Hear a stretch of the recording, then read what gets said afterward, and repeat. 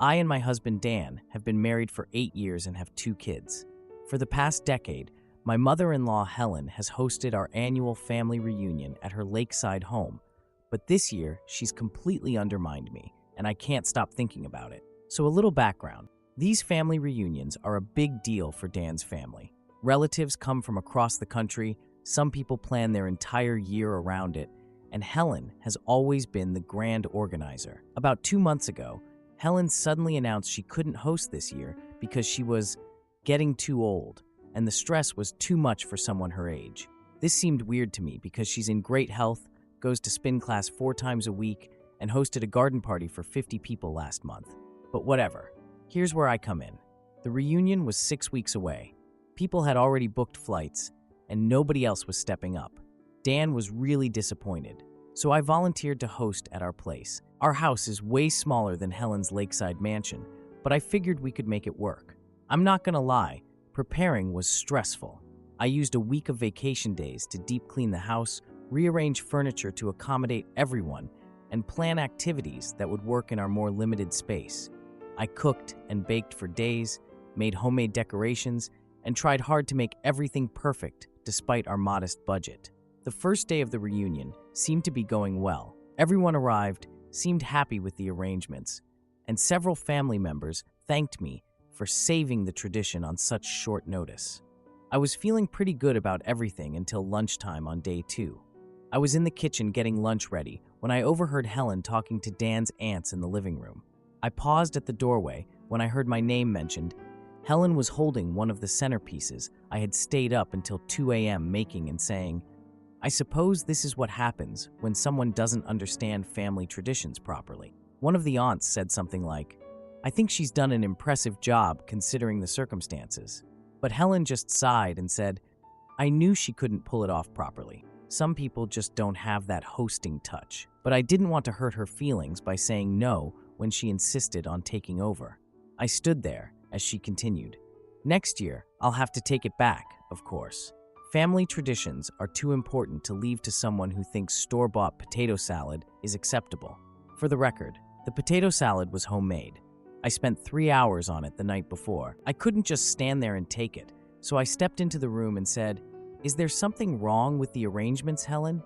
You seem to think hosting was too overwhelming for you, which is why I stepped in to help." The room went silent. Helen's face went from shocked to a fake smile in about half a second, and she said, "Oh, honey, I was just joking. You're so sensitive. Everyone knows you're doing your best with your limitations." Dan walked in right at that moment and looked confused by the awkward tension. Before he could say anything, Helen announced she wasn't feeling well and needed to go back to her hotel to rest, adding, "I wouldn't want to be a burden on anyone." After she left, Dan's cousin pulled me aside and told me the real reason Helen couldn't host this year. She had booked a luxury cruise during the original reunion dates, but didn't want to admit she was prioritizing a vacation over family tradition. The story about being too old to host was complete BS.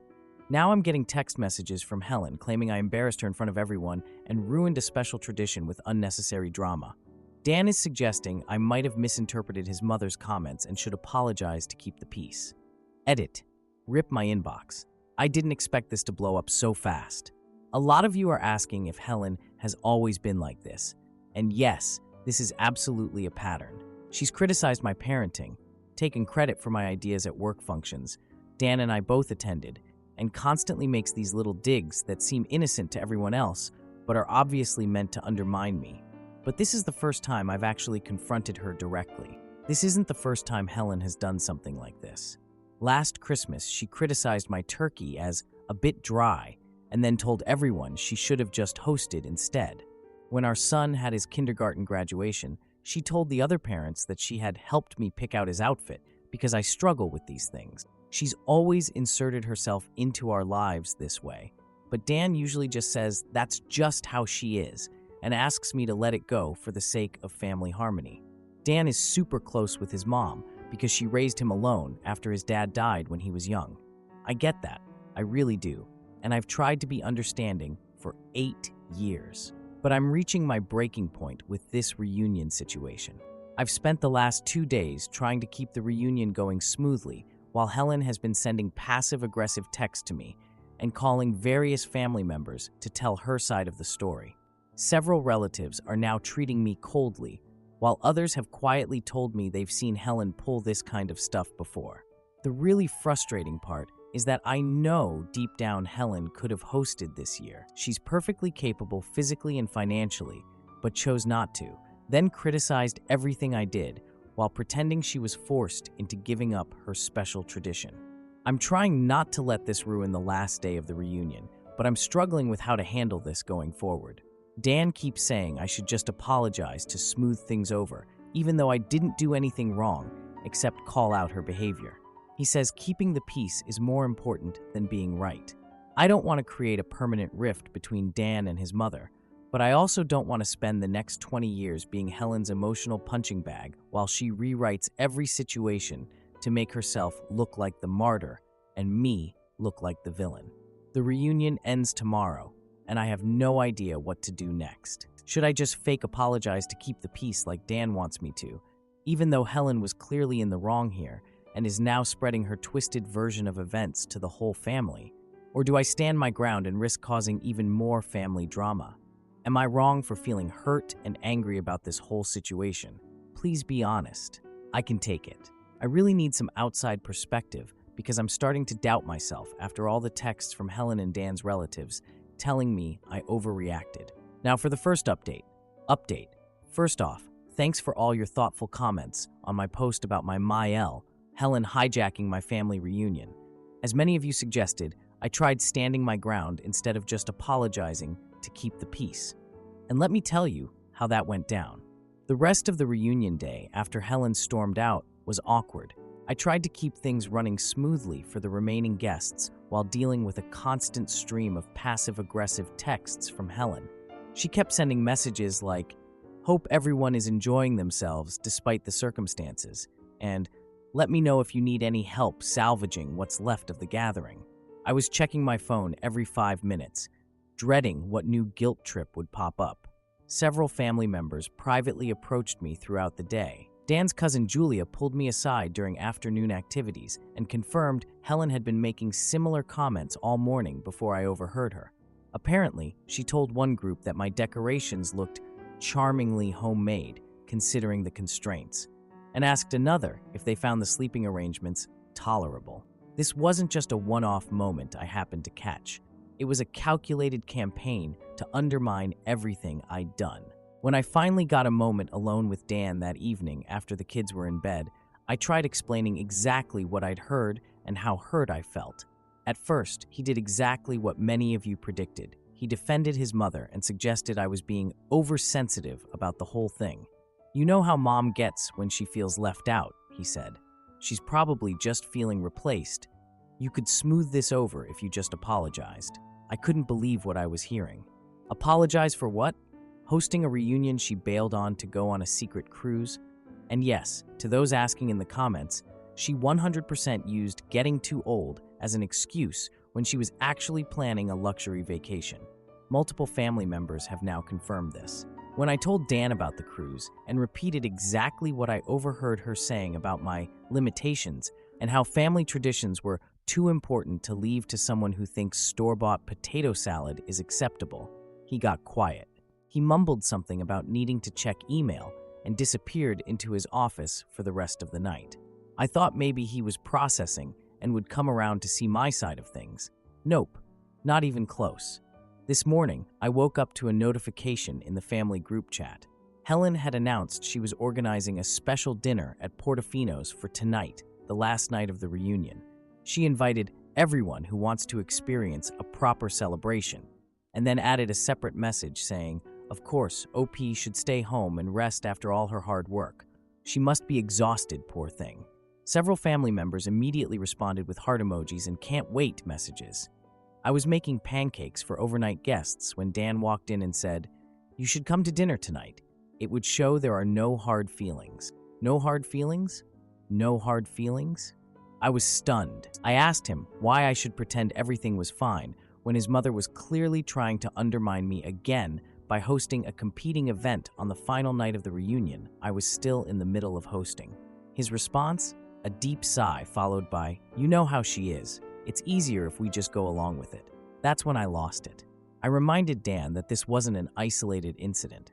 Helen has been pulling this stuff for years, telling my colleagues at work parties that she helped me prepare my presentation when she did no such thing, informing other parents at school events that she had to step in with our kids' homework because I struggle with math, criticizing every holiday meal I've ever cooked while simultaneously telling everyone she should have just hosted instead. For 8 years, I've been dealing with this woman, rewriting reality to make herself the hero and me the incompetent villain. For those asking if there were warning signs before we got married, yes, but I ignored them because I was young and thought her behavior would improve once she got to know me. Classic mistake. Dan said, "Why can't you just be the bigger person? It's embarrassing having my wife and mother at odds, as if I'm equally responsible for this situation." To the commenter who said my husband sounds like he needs a spine transplant, you were spot on.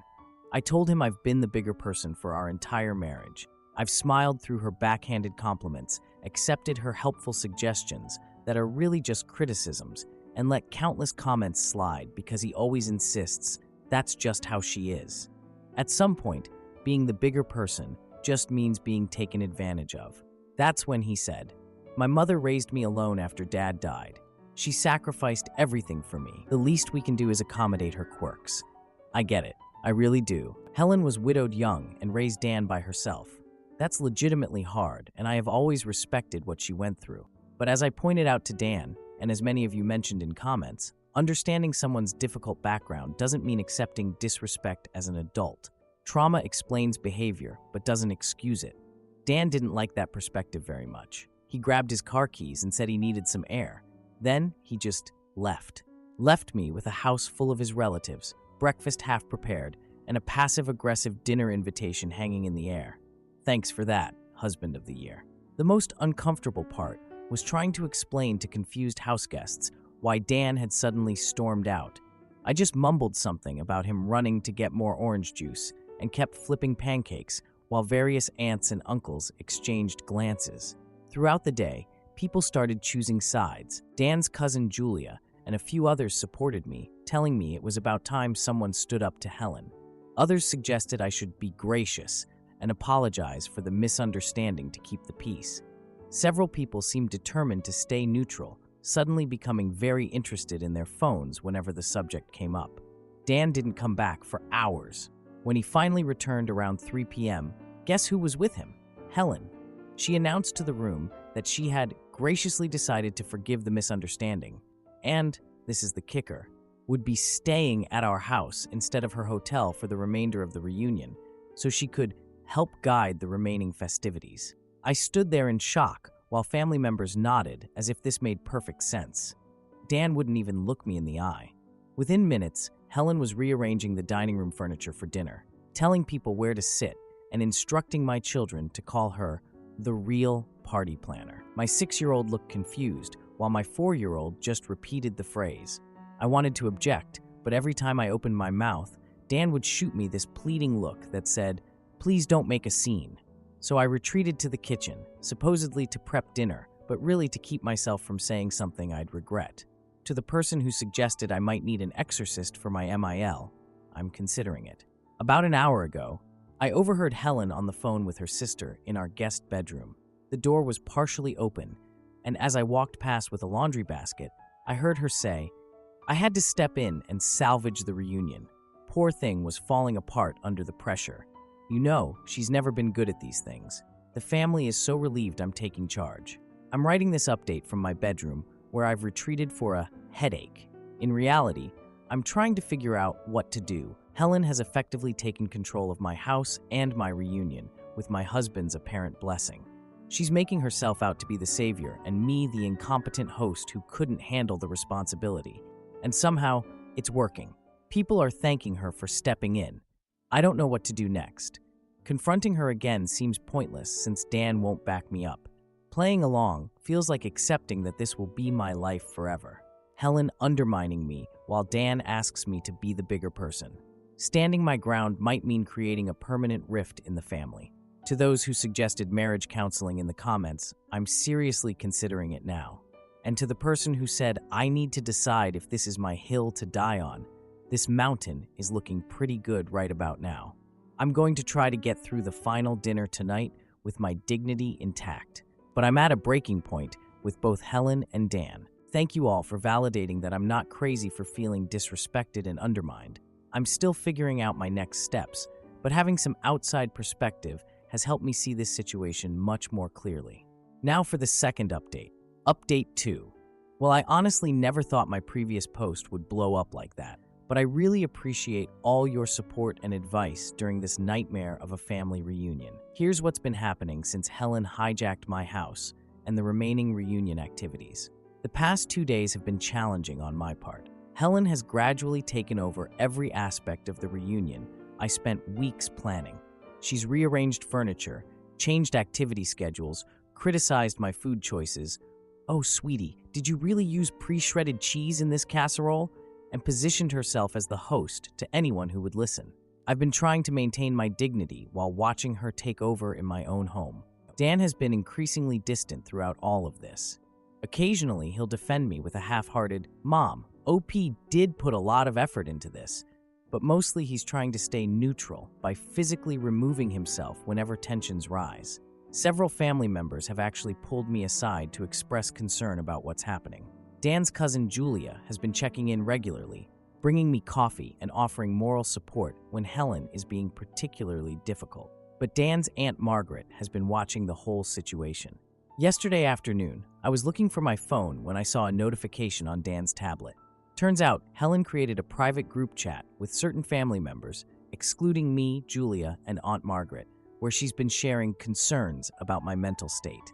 According to her messages, the stress of hosting was exposing underlying issues, and she was deeply worried about my ability to handle basic responsibilities. This morning, the final day of this reunion, was the breaking point.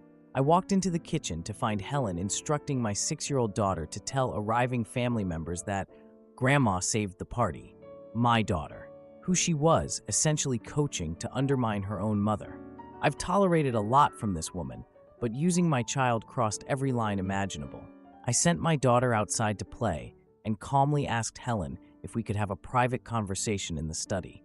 I figured establishing clear boundaries before the final day's activities was necessary, and I was determined to remain calm and reasonable despite everything she'd done. Thanks to those who suggested deep breathing techniques in the comments. They actually helped. Once we were alone, I started by acknowledging her important place in the family while explaining that the continuous undermining needed to stop. I was measured, rational, and honestly proud of how I was handling it. But Helen immediately started crying, making sure her voice was loud enough to be heard outside the room. "I don't understand why you're attacking me again. I'm only trying to help." When I kept my voice steady and pointed out specific examples of her behavior over the past few days, her entire demeanor changed. The tears vanished instantly, replaced by something cold and calculating. She leaned forward and said quietly, "Listen carefully. I was Dan's family long before you came along, and I'll be here long after he realizes his mistake. Do you really think anyone would choose your side over mine?" I was literally speechless. Her true self was revealed, and I was seeing the real Helen for the first time. Not the victim, not the helpful mother-in-law, but someone who viewed me as a temporary inconvenience in her son's life. Before I could respond, Aunt Margaret walked in without knocking, saying she needed to retrieve her medication from her purse in the study. But instead of grabbing her meds and leaving, she sat down in the armchair next to me. Looking directly at Helen, she said, "Helen, I've known you for 40 years, and I heard every word you just said. Your brother would be ashamed of how you're treating the mother of your grandchildren. I need to buy this woman a fruit basket or something, because wow." Helen's face went through about 15 different expressions in 3 seconds before settling on outraged victim. She stood up, declared she was being ganged up on, and stormed out of the study. Aunt Margaret stayed behind and revealed that Helen had behaved almost identically toward Dan's first serious girlfriend years ago, eventually causing their breakup. Apparently, this wasn't new behavior. It was a pattern that the family had witnessed before. Why did no one think to mention this to me before I married into this family? Just wondering. Within an hour, Helen announced she was leaving early. She dramatically packed her bags while telling anyone who would listen that she was being driven out of the family gathering by her hostile daughter-in-law. Several of her closer allies in the family were shooting me disapproving looks while helping her load her suitcase into her car. Dan seemed completely torn and frustrated by the whole situation. He pulled me aside while Helen was leaving and said he understood where I was coming from, but also asked why I couldn't have handled it differently to avoid family drama on the final day. Because apparently I'm responsible for managing both Helen's feelings and her behavior? Make it make sense. I'll try to respond to comments, but I'm still cleaning up the mess Helen left behind in my house. As family members started departing after lunch, the responses were totally mixed. Some, like Julia and Aunt Margaret, gave me supportive hugs and whispered encouragement. Others barely made eye contact during their goodbyes. My phone has been buzzing with both supportive messages. Finally, someone stood up to Helen, and passive-aggressive texts. Family gatherings should be about togetherness, not conflict. Helen posted in the family group chat that she would definitely be hosting next year's reunion to restore the proper family tradition. Several family members immediately responded with heart emojis and looking forward to it messages. Nothing like having your hosting abilities publicly rejected by your in-laws, right? Dan and I have barely spoken since everyone left. He's been cleaning up outside while I've tackled the inside of the house. Both of us clearly avoiding the conversation we need to have. Every time our paths cross, he gives me this look that's part frustration, part resignation, and part something else I can't quite identify. Edit. Just found out Helen has been calling Dan's siblings non-stop since she left, apparently describing me as unstable and threatened by her relationship with her grandchildren. His sister actually called me directly to ask if I was doing okay emotionally. I'm beyond words at this point. I'm exhausted, hurt, and honestly questioning my entire marriage. How can Dan continue to expect me to tolerate this behavior from his mother? And if he can't set boundaries with her now, after witnessing all of this, will he ever?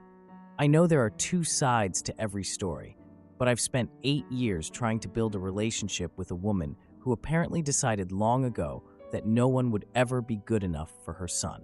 Part of me wants to just pack up the kids and go stay with my sister for a while, but I know running away won't solve the underlying issues. I need to have a serious conversation with Dan about what happens next, not just with Helen, but with our marriage. Now for the final update. The Mael saga finally concludes. Thanks for sticking with me through all this. I want to thank everyone who offered advice and support throughout this whole ordeal. You all kept me sane when I thought I was losing my mind. The days after the reunion were brutally tense. Dan and I coordinated kid stuff and household tasks while completely avoiding any real conversation about what happened. He was sleeping in the guest room, his choice, and staying late at work most nights. Meanwhile, Helen was working overtime in the family group chat, posting daily updates about how devastated and heartbroken she was over the unfortunate misunderstandings at the reunion. I later discovered from Dan's brother that Helen had been calling him and their sister almost daily with increasingly concerning tales about my emotional instability and hostility toward her. According to her version, I was actively trying to cut her off from her grandchildren and had manipulated certain family members, looking at you, Aunt Margaret, into taking my side against her. The woman was on a full PR campaign to salvage her reputation. But then something unexpected started happening. Several family members began reaching out privately to check on me. Dan's cousin Julia sent a long, supportive text saying she'd witnessed Helen pull similar stunts with other family members over the years. Aunt Margaret, still my hero, called and spent nearly an hour sharing stories about Helen's history of manipulative behavior. Turns out, Helen had systematically driven away multiple girlfriends before me, and even caused serious rifts between Dan's dad and his family before he passed away. The pattern went back decades, but everyone had just accepted it as how Helen is, rather than addressing it. Meanwhile, Helen was sending Dan private texts saying he needed to get his household in order, and that a real man wouldn't allow his mother to be disrespected in front of the entire family. Saw these when Dan left his phone on the counter while showering. Not proud of snooping, but desperate times. 4 days after the reunion ended, Dan finally approached me while I was making coffee. He looked exhausted. I prepared myself for another round of, "Why can't you just get along with her?" but was shocked when he admitted that after thinking about everything, he realized he'd been enabling his mother's behavior for years. He acknowledged that he'd always chosen the path of least resistance, asking me to accommodate Helen's quirks rather than addressing the real problem. I was honestly speechless. After 8 years of marriage, this was the first time Dan had ever really seen his mother's behavior for what it was. He mentioned he'd spoken to his brother, who reluctantly admitted that Helen had been calling with increasingly bizarre claims about my mental state, and he finally understood. We agreed to work on establishing clear boundaries with Helen moving forward, including scheduled visits only, no more surprise drop-ins, and immediate consequences if she disrespected me in front of the kids. I felt cautiously optimistic for the first time in years. Then this morning happened. I was helping our 4-year-old with breakfast when I heard a key in the front door. Before I could react, Helen walked straight into our kitchen with shopping bags, announcing she had come to check on her precious grandchildren after the disturbing behavior she'd witnessed. She had used the emergency key we'd given family members for actual emergencies, definitely changing the locks now. My blood was boiling, but I kept my voice steady and said that we weren't expecting her, and this wasn't a good time for a visit. I suggested she call next time to arrange a proper visit. Helen's face changed in seconds. She pulled out her phone and called Dan right in front of me, telling him I was preventing her from seeing her grandchildren and that she was worried about their well-being in my care. I could hear Dan on speakerphone asking what she meant by dropping by. When Helen casually mentioned using her emergency key, there was a long pause before Dan said he was coming home immediately. Helen looked smugly satisfied, clearly expecting her son to take her side as usual, while I kept the kids occupied and away from the tension. 30 minutes later, Dan walked in. Without even greeting his mother, he asked to speak with her privately in the living room. I stayed in the kitchen with the kids, but our house isn't that big, and I could hear most of their conversation. What I heard was shocking.